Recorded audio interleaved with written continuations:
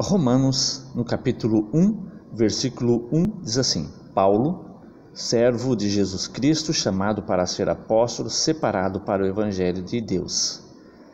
Então aqui começa apresentando a autoria do livro de Romanos como tendo sido escrito por Paulo. Porém, veja só o que diz no capítulo 16 e no versículo 22, no finalzinho aqui do livro de Romanos.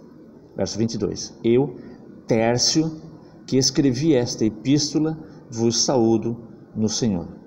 Veja que interessante. Lá no início diz que quem escreveu foi Paulo. E aqui no final diz que na realidade quem escreveu foi Tércio. Quem é esse Tércio aqui? O que acabou sendo?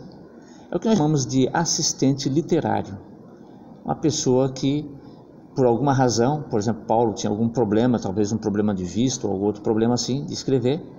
Então ele dificilmente escrevia de próprio punho, às vezes ele escrevia só no finalzinho ali, só na saudação, porque ele tinha alguma dificuldade. Então ele pedia para uma outra pessoa, para um assistente, para que esse assistente escrevesse no lugar dele.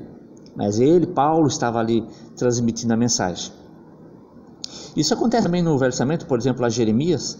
Ele pediu lá para Baruque, né? Você pode ver lá em Jeremias capítulo 36, lá do versículo 4 em diante, você vai encontrar ali falando sobre Baruque, que era um assistente literário também para Jeremias.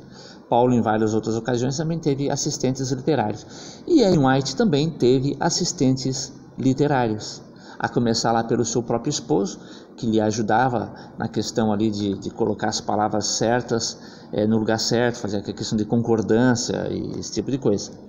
Então não existe nenhum problema em, por exemplo, Ellen White ter tido pessoas ali que a auxiliavam a escrever alguma coisa. Então, por exemplo, ela dizia para alguém assim: olha, separa aqui as partes que eu já escrevi sobre família, sei lá.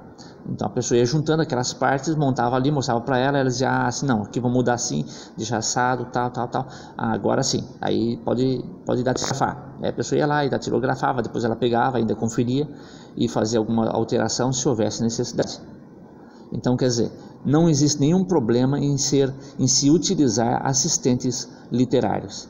Se tiver algum problema, então Paulo é um problema, os escritos de Paulo seriam um problema, bem como Jeremias, né? Um outro exemplo. Então, quer dizer, algumas pessoas às vezes querem condenar Ellen White com coisas que, se você pega na Bíblia situações muito semelhantes, e essas mesmas pessoas não condenam as coisas escritas na Bíblia.